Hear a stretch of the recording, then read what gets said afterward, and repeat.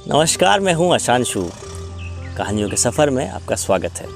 आज मैं फिर से हाजिर हूं एक और नई कहानी के साथ। ये कहानी कुछ यूं है कि अस्पताल में एक एक्सीडेंट का केस आया। अस्पताल के मालिक डॉक्टर ने तत्काल खुद जाकर आईसीयू में उस केस की जांच की। 2-3 घंटे के ऑपरेशन के बाद डॉक्टर बाहर आया और अपने स्टाफ से कहा कि इस व्यक्ति से किसी भी प्रकार की कोई फ़ीस ना ली जाए, इन्हें कोई कमी ना हो, कोई तकलीफ़ ना हो, इस चीज़ का विशेष ध्यान रखा जाए। तकरीबन 15 दिन तक मरीज़ अस्पताल में रहा। जब बिल्कुल ठीक हो गया और उसको डिस्चार्ज करने का दिन आया, उस मरीज़ का तकरीबन 2.5 लाख रुपए का बिल अस्पताल के मालिक और डॉक्टर की टेबल पर आया। डॉक्टर ने अपने अकाउंट मैनेजर को बुलाकर कहा, इस व्यक्ति से एक पैसा भी नहीं लेना है। ऐसा करो, तुम उस मरीज़ को लेकर मेरे चैम्बर में आओ। मरीज़ व्हील चेयर पर चैम्बर में लाया गया। डॉक्टर ने मरीज़ से पूछा, प्रवीण भाई, मुझे पहचानते हो? डॉक्टर ने कहा, लगता तो है कि मैंने आपको कहीं देखा है। डॉक्टर ने कहा, याद कीजिए, अंदाज़न 2 साल पहले सूर्यास्त के समय शहर से दूर उस जंगल में तुमने गाड़ी को ठीक किया था। उस रोज़ मैं परिवार सहित पिकनिक मनाकर लौट रहा था कि अचानक कार में से धुआं निकलने लगा और गाड़ी बंद हो गई। कार एक तरफ खड़ी कर हम लोगों ने चालू करने की कोशिश की, परंतु कार चालू नहीं हुई। अंधेरा थोड़ा थोड़ा घिरने लगा था, बढ़ने लगा था। चारों ओर जंगल सुनसान था। परिवार के हर सदस्य के चेहरे पर चिंता और भय की लकीरें दिखने लगी थी और सब भगवान से प्रार्थना कर रहे थे कि कोई मदद मिल जाए। थोड़ी देर में चमत्कार हुआ। बाइक से तुम उतरते दिखाई दिए।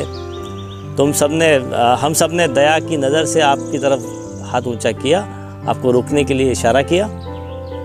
तुमने बाइक खड़ी करके हमारी परेशानी का कारण पूछा। तुमने कार का बोनट खोलकर चेक किया और कुछ ही क्षणों में कार चालू कर दी। हम सबके चेहरे पर खुशी की लकीरें लहर दौड़ पड़ी थी। हमको ऐसा लगने लगा जैसे भगवान ने आपको हमारे पास भेजा हो, क्योंकि उस सुनसान जंगल में रात गुजारने के ख्याल मात्र से ही हमारे रोंगटे खड़े हो रहे थे। तुमने मुझे बता दिया था कि तुम एक गैराज चलाते हो। मैंने तुम्हारा आभार जताते हुए कहा था कि रुपए पास होते हुए भी ऐसी मुश्किल समय में मदद नहीं मिलती। तुमने ऐसी कठिन समय में मदद की है। हम इस मदद की कोई कीमत नहीं, ये मदद हमारे लिए अमूल्य है। परंतु फिर भी मैं पूछना चाहता हूँ कि आपको कितने पैसे दे दूँ। उस समय तुमने मेरे आगे हाथ जोड़कर जो शब्द कहे थे, वो शब्द मेरे जीवन की प्रेरणा बन गए हैं। तुमने कहा था कि मेरा नियम और सिद्धांत है कि मैं मुश्किल में पड़े व्यक्ति की मदद के बदले कभी कुछ नहीं मांगता। मेरी इस मजदूरी का हिसाब भगवान रखते हैं। उसी दिन से मैंने सोचा कि जब एक सामान्य आय का व्यक्ति इस प्रकार के उच्च विचार रख सकता है और उनका संकल्प पूर्वक पालन कर सकता है, तो मैं क्यों नहीं कर सकता। और मैंने भी अपने जीवन में यही संकल्प ले लिया। 2 साल हो गए हैं, मुझे कभी कोई कमी नहीं आई। उसकी अपेक्षा पहले से अधिक मिल रहा है मुझे। यह अस्पताल मेरा है, तुम यहाँ मेरे मेहमान हो। तुम्हारे ही बताए हुए नियम अनुसार मैं तुमसे कुछ भी नहीं ले सकता। ये तो भगवान की कृपा है कि उसने मुझे ऐसी प्रेरणा देने वाले व्यक्ति की सेवा करने का मौका दिया।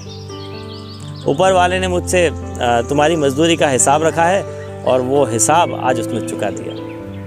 मेरी मजदूरी का हिसाब भी ऊपर वाला रखेगा और कभी जब मुझे ज़रूरत लगेगी तो वो ज़रूर चुका देगा। डॉक्टर ने प्रवीण से कहा, तुम आराम से घर जाओ और कभी भी कोई तकलीफ़ हो तो बिना संकोच मेरे पास आ सकते हो।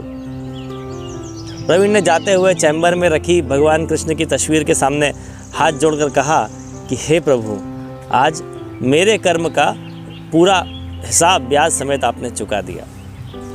याद रखें कि एक बार भगवान चाहे माफ़ कर दे, परंतु कर्मों का हिसाब चुकाना ही पड़ता है। कैसी लगी मेरी कहानी, आप मुझे कमेंट कर ज़रूर बताइएगा। नमस्कार।